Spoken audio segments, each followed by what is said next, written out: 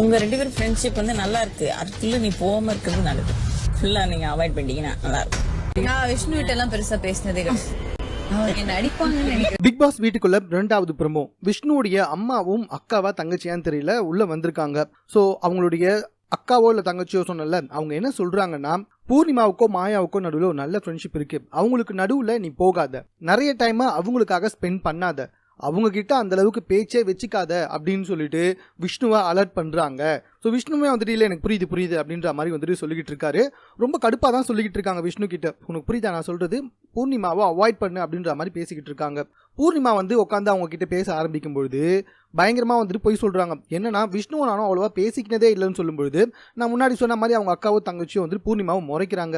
அதை கண்டுபிடிச்ச பூர்ணிமா ஐயோ அவங்க என்ன அடிச்சிருவாங்க போல முறைக்கிறாங்க அப்படின்றாங்க. தெரியுதுல்ல அப்புறம் ஏன் இவ்வளோ பெரிய பொய்யை சொல்கிற, எல்லாம் பார்த்துட்டு தானே உள்ளே வந்திருக்காங்க அப்படின்னு நமக்கே கேட்க தோணுதான். அவங்களுக்கு என்ன மாதிரி ஓடிட்டு இருக்கும் மைண்ட் வாய்ஸ்.